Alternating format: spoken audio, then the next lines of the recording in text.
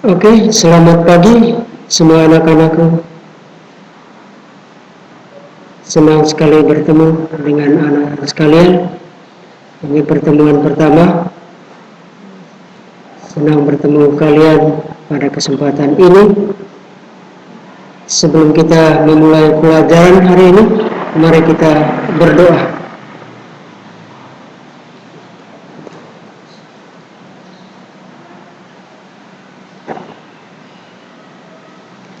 Selesai. Baik, Bapak akan memperkenalkan nama saya Yohanes Nasir, mengajar mata pelajaran pendidikan Pancasila dan kewarganegaraan. Tahun lalu Bapak tidak mengajar kalian. Pada semester ini Bapak mengajar kalian. Harapannya pada saat ini anak-anak sekalian dalam keadaan sehat walafiat, sekalipun belajar dari rumah. Tetap semangat. Dari rumah Anda tetap semangat mengikuti pelajaran. Baik, pelajaran kali lalu Anda telah menyelesaikan KD pertama tentang Pancasila sebagai dasar negara dan pandangan hidup bangsa. Masih ada kaitan dengan materi hari ini, yaitu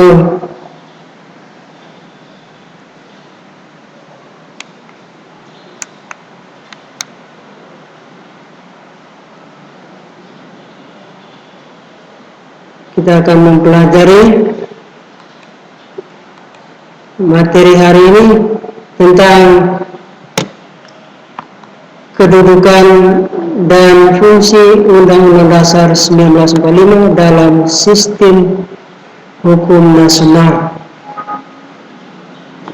Harapan Bapak, anak-anak sekalian mengikuti pelajaran penjelasan dengan baik dan sikap yang diambil adalah tanggung jawab dan disiplin. Baik, mari kita lihat kompetensi dasar, menelaah makna, kedudukan dan fungsi Undang-Undang Dasar Negara Republik Indonesia tahun 1945 serta peraturan perundang-undang lainnya dalam sistem hukum nasional. Adapun tujuan pembelajaran, diharapkan anak-anak mampu menghargai makna, kedudukan dan fungsi Undang-Undang Dasar 1945 sebagai bentuk sikap beriman dan ketakwaan. 2. Memahami makna Undang-Undang Dasar 1945 dalam sistem hukum nasional. 3. Menjelaskan fungsi dan kedudukan Undang-Undang Dasar 1945 dalam sistem hukum nasional. Baik, sub topik yang kita akan pelajari pada saat ini yaitu makna Undang-Undang Dasar 45 dalam sistem hukum nasional. Coba kita lihat peta konsep. Apa makna, kedudukan dan fungsi undang-undang dalam sistem hukum nasional? Ada 3 dalam peta konsep ini. Yang pertama, makna Undang-Undang Dasar 1945. Yang kedua, fungsi dan kedudukan Undang-Undang Dasar 45. Yang ketiga, kedudukan peraturan perundang-undangan. Kita lihat makna undang-undang. Yang pertama ada 3, konstitusi sebagai hukum dasar. Yang kedua sebagai sumber hukum utama. Yang ketiga konstitusi di Indonesia. Itu makna pertama. Yang kedua fungsinya apa? Fungsi Undang-Undang Dasar 1945, kedudukan Undang-Undang Dasar 1945, kedudukan dan peraturan perundang-undangan sebagai undang-undang, sebagai peraturan pemerintah pengganti undang-undang atau Perpu. Coba materi kita, apa Undang-Undang Dasar 1945 itu? Anak-anak mungkin bertanya, nonton, dengar dari guru, orang tua, media cetak. Undang-Undang Dasar 1945 adalah hukum dasar tertulis yang memuat dasar dan garis besar hukum dalam penyelenggaraan negara. Oke? Jadi itu arti dari Undang-Undang Dasar 1945.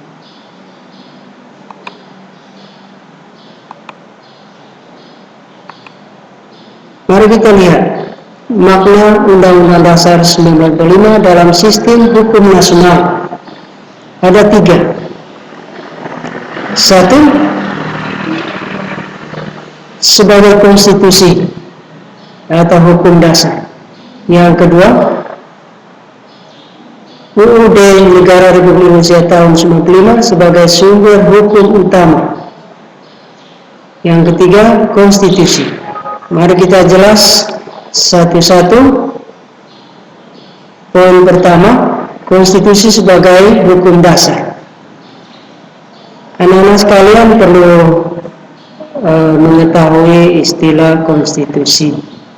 Dari beberapa bahasa, kita lihat dari bahasa Prancis, konstitusi istilahnya constituer, artinya membentuk. Dari bahasa Inggris, constitutions, artinya dasar. Dari bahasa Latin, constitutio, artinya dasar, susunan badan. Dari bahasa Belanda, grondwet, artinya undang-undang dasar. Dan dari Indonesia, dari bangsa Indonesia, arti istilah konstitusi adalah sebagai hukum dasar atau undang-undang dasar. Kita lihat konstitusi sebagai hukum dasar ada tiga pengertian, yaitu sebagai konstitusi sebagai pengertian sosial politik, konstitusi sebagai pengertian hukum, konstitusi sebagai suatu peraturan hukum. Istilah konstitusi memiliki 2 pengertian yang umum. Bisa lihat, anak-anak bisa baca. Pertama, konstitusi adalah menggambarkan keseluruhan sistem ketatanegaraan suatu negara berupa kumpulan peraturan yang membentuk, mengatur, dan memerintah negara. Bisa dalam keputusan tertulis maupun yang tidak tertulis yang disebut konvensional. Dan yang kedua, konstitusi tidak menggambarkan keseluruhan kumpulan peraturan baik tertulis maupun tidak tertulis, melainkan dituangkan dalam suatu dokumen. Oke? Apa pengertian konstitusi itu sendiri? Konstitusi itu sendiri memiliki 3 pengertian. Yang pertama, coba kita lihat ini, hukum dasar yang dijadikan pegangan dalam penyelenggaraan suatu negara. Hukum dasar yang dijadikan pegangan dalam penyelenggaraan suatu negara. Yang kedua, sumber hukum tertinggi dan menjadi sumber hukum bagi segala peraturan yang berlaku. Yang ketiga, hukum dasar tertulis yang lazim disebut undang-undang dasar dapat pula tidak tertulis yang disebut konvensi. Oke, anak-anak sekalian, demikian pengertian konstitusi. Harap cermati dengan baik. Ada 3 telah Bapak sampaikan. Kita masuk pada konstitusi menurut Hermann Heller dalam bukunya Verfassung Lehre. Yang pertama, Menurut Herman Heller, ada 3 tingkatan konstitusi. Yang pertama, konstitusi sebagai pengertian sosial politik. Yang kedua, konstitusi sebagai pengertian hukum. Yang ketiga, konstitusi sebagai suatu peraturan hukum atau suatu peraturan hukum yang tertulis. Yang kedua, coba kita lihat anak-anak sekalian, bagian yang penting. Yang kedua, Undang-Undang Dasar Negara Republik Indonesia tahun 1945 sebagai sumber hukum utama, di mana negara Indonesia adalah negara hukum. Negara wajib menjunjung tinggi hukum. Itu sudah tertuang dalam Undang-Undang Dasar Negara Republik Indonesia tahun 1945 pasal 1 ayat 3. Jelas? Yang kedua, Undang-Undang Dasar 1945 merupakan sumber hukum tertinggi di Indonesia dan merupakan acuan dalam pembuatan undang-undang. Jadi yang pertama tadi adalah negara Indonesia, negara hukum, negara wajib menjunjung tinggi hukum. Yang kedua, sumber hukum tertinggi adalah Undang-Undang Dasar 1945. Jelas? Baik, dalam Undang-Undang Dasar kita kenal istilah amandemen. Apa itu amandemen? Amandemen itu adalah perubahan. Perubahan terhadap Undang-Undang Dasar 1945 terjadi 4 kali. 4 kali sudah perubahan Undang-Undang Dasar hingga sekarang. Tentu mempunyai tujuan. Apa sih perubahan tujuannya? Tidak lain adalah menyempurnakan aturan dasar tatanan negara, kedaulatan, rakyat, HAM, pembagian kekuasaan, keberadaan negara demokrasi, negara hukum. Itu tujuan tadi. Sekarang kita masuk pada manfaat dari Undang-Undang Dasar. Ada beberapa manfaat yang anak-anak sekalian dapat baca, dan jelas sekali ada kurang lebih 10 manfaat dari Undang-Undang Dasar. Yang pertama, mengatur norma-norma di negara kita ini, mengatur proses pemerintahan hukum, menjadi pedoman dalam kehidupan, menjadi sebuah negara yang harmonis, melindungi segenap bangsa Indonesia, mencerdaskan kehidupan bangsa. Setiap warga negara memiliki kedudukan yang sama dalam hukum, menjadi alat pemersatu bangsa. Jadi manfaat ini sudah tertera dalam pembukaan Undang-Undang Dasar 45 alinea keempat. Anak-anak bisa baca sendiri pada alinea keempat Undang-Undang Dasar 1945. Di sana jelas mengatakan melindungi segenap bangsa Indonesia, mencerdaskan kehidupan bangsa, dan setiap warga negara memiliki kedudukan yang sama dalam hukum. Demikian anak-anak manfaat dari undang-undang. Demikian berikut, coba bayangkan anak-anak sekalian, bagaimana kalau Undang-Undang Dasar 45 tidak dijalankan sebagaimana mestinya. Atau dengan kata lain, kalau Undang-Undang Dasar 45 tidak ada di negara kita, pasti ada dampaknya bermacam-macam. Ada beberapa dampak yang kalian bisa lihat dan baca, yang harus paham. Yang pertama, bangsa Indonesia akan sangat mudah dijajah oleh bangsa lain. Berbahaya.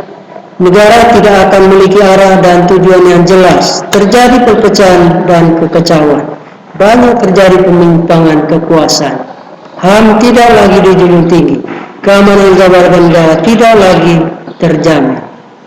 Itu dampak dari kalau Undang-Undang Dasar 45 tidak dijalankan sebagaimana mestinya. Yang terakhir, konstitusi. Konstitusi tadi itu adalah dasar hukum. Menurut Juniarto, arti dari konstitusi itu ada 3. Yang pertama, hukum tata negara. Dia sudah tingkatan yang paling tinggi. Yang kedua, tingkatan yang kedua menurut Juniarto, hukum dasar. Yang ketiga, menurut Jumarto ada tingkatan yang ketiga, Undang-Undang Dasar. Dia konstitusi itu sebagai undang-undang dasar, sebagai hukum dasar, sebagai hukum tata negara. Sebagai hukum dasar, dia memiliki aturan dasar tertulis, yaitu Undang-Undang Dasar. Yang kedua, aturan dasar yang tidak tertulis yang lazim kita tahu disebut dengan konvensi. Oke, demikian anak-anak. Ada 3 poin tadi itu yang kita sudah simaki bersama, dan mari kita masuk pada sebuah kesimpulan pembelajaran hari ini. Kesimpulan yang pertama, Undang-Undang Dasar 1945 adalah hukum dasar tertulis yang memuat dasar dan garis besar hukum dalam penyelenggaraan negara. Undang-Undang Dasar 1945 adalah produk hukum yang disusun oleh Badan Penyelidikan Usaha Persiapan Kemerdekaan Indonesia dan kemudian ditetapkan oleh Panitia Persiapan Kemerdekaan Indonesia pada tanggal 18 Agustus 1945. Undang-Undang Dasar 1945 merupakan sumber motivasi dan aspirasi perjuangan serta tekad bangsa Indonesia. Undang-Undang Dasar 1945 merupakan sumber cita-cita hukum dan cita-cita moral yang ingin ditegakkan. Undang-Undang Dasar 1945 sebagai hukum dasar tertulis. Berikut sebagai kesimpulan juga, negara Indonesia adalah negara hukum. Negara wajib menjunjung tinggi hukum. Itu terdapat dalam Undang-Undang Dasar 1945 pasal 1 ayat 3. Yang berikut sumber hukum tertinggi di Indonesia adalah Undang-Undang Dasar 1945 dan merupakan acuan dalam pembuatan undang-undang di bawahnya. Kita kenal tadi amandemen Undang-Undang 45 terjadi 4 kali. Tujuannya merupakan penyempurnaan aturan dasar, tatanan negara, kedaulatan rakyat, HAM, pembagian kekuasaan, keberadaan negara, demokrasi, dan negara hukum.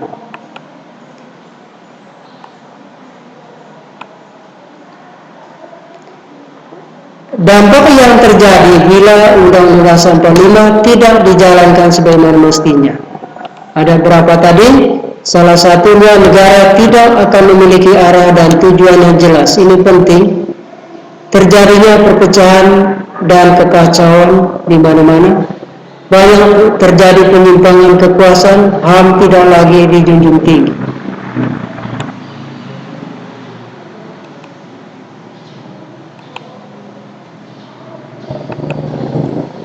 Oke, demikian anak-anak. Ini kesimpulan materi Bapak sudah sampaikan. Harapan materi hari ini Anda bisa baca pada video pembelajaran ini. Karena apa? Itu penting bagi anak-anak sekalian untuk dapat menyelesaikan suatu tugas yang akan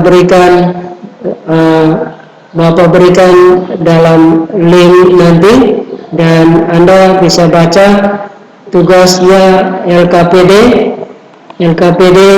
ada 5 akan Anda kerjakan dan kumpulkan, Bapak akan periksa. Harapan materi hari ini anak-anak bisa ikuti dengan baik dan dapat menyelesaikan tugas.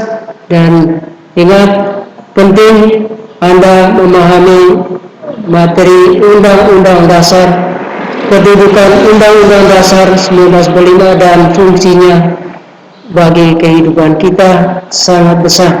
Oleh karena itu, sebagai anak-anak, sebagai generasi muda, pelajari Undang-Undang Dasar baik di sekolah, di rumah, atau di luar. Anak-anak ikuti nilai-nilai yang dapat terapkan sebagaimana warga negara yang baik.